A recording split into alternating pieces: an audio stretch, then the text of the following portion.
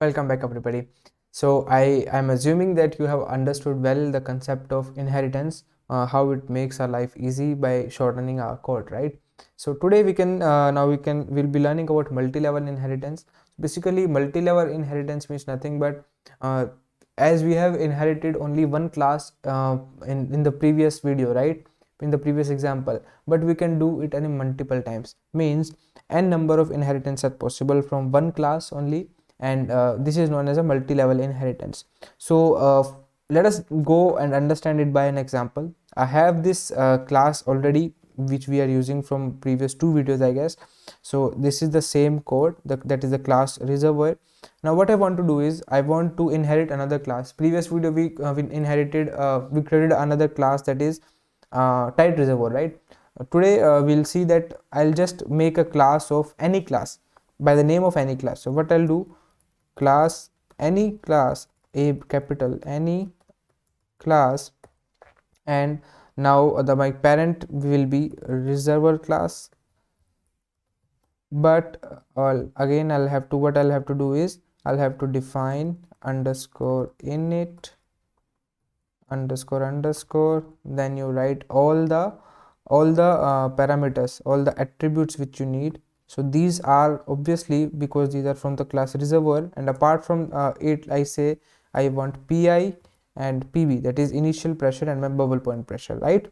After that I will use super method here, super and dot init, sorry, init, and then I'll write all the attributes of my parent class. So here my parent class was reservoir, right? So okay, this was self. So I'll do that now. In because I'm using super method, super function, I'll not use I'll not make use of self. I'll just ignore the self and write all other attributes which are in my parent class reservoir. I'll just take a space so that it looks good and it looks clean and good. Great.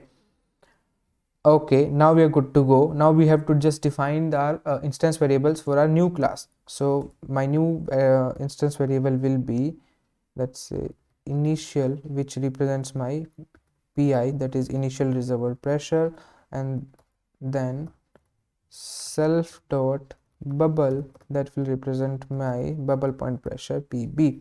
I'll also create a method here for my new class, any class. My new method will be define let's say pressure is my method here. Okay, it takes the value of self, and what it returns me, it returns me that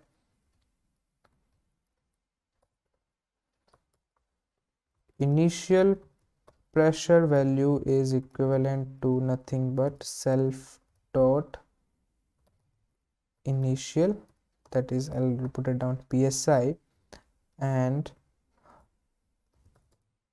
my bubble point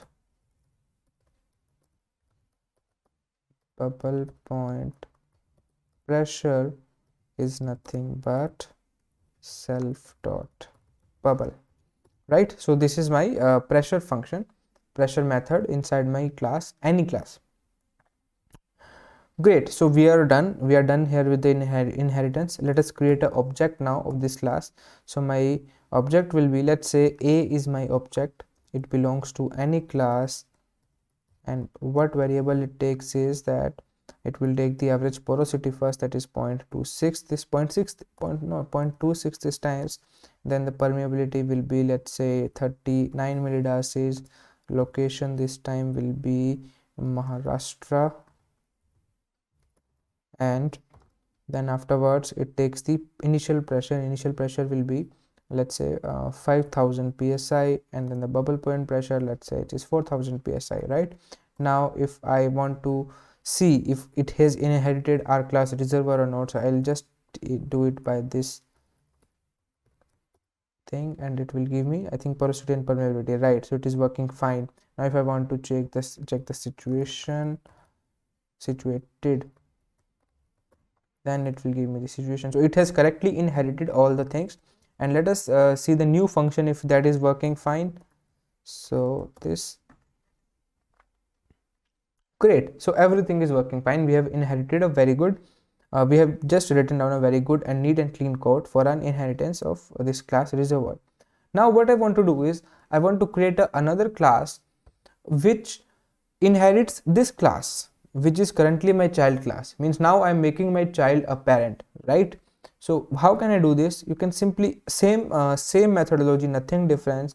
So let's say my new class will be, new child class will be RAJREZ, that is Rajasthan Reservoir, right? And it now it inherits, what it inherits is that it inherits this any class, sorry, any. Okay, I have I wanted to hear any reservoir, but I have used a term any class.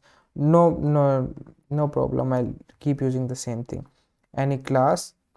I just wanted to use any reservoir there, I'm sorry for that. So now I'll again do the same procedure of init, whatever it will take. So it will take, obviously it will take all of these,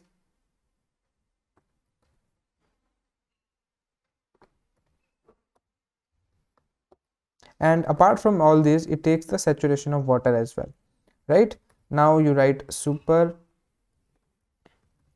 function, then you write underscore underscore init underscore underscore, then you write only those variables of your parent class apart from self, right? So I'll just, my parent class will take all these. Now my parent class is any class, right?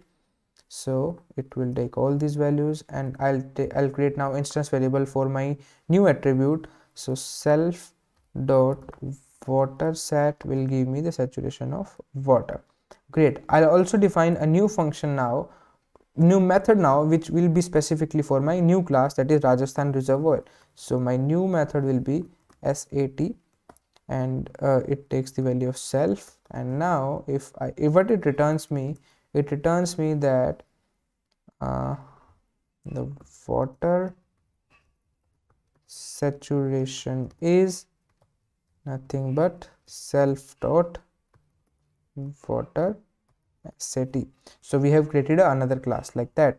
Now if I want to create a object, my name same, let's say object B, and it takes the RAGRES, and it takes my 0.1452, it takes Assam, then it takes the initial pressure of, let's say, 4500, bubble point pressure is 4100 this time, and my saturation of water is, let's say, 0.3. all right. Now if I want to see B dot sat, so this is working fine, it is giving me water saturation. But if I apply on my object, this method on object A, so it will not work, because this method is specifically for my this class, not this class, right? So I'll change it back to like that. But it has inherited the class any class, and also any class has inherited the class reservoir. So B will also be, B has means indirectly inherited the reservoir class also. So if I want to see B dot describe method, which was the method described, which was method for our reservoir class, so it has also inherited that, you can see that. So this is how a multi-level inheritance works. So basically I can say that my reservoir class was a grandfather. If it was a grandfather, then my class, any class has become father now, and its child, my RAJ underscore RES is becomes its child now. So this is how multi-level inheritance works. I hope you have understood it very well. So I'll close the video here, and I'll see you in the next lecture. Thank you for joining.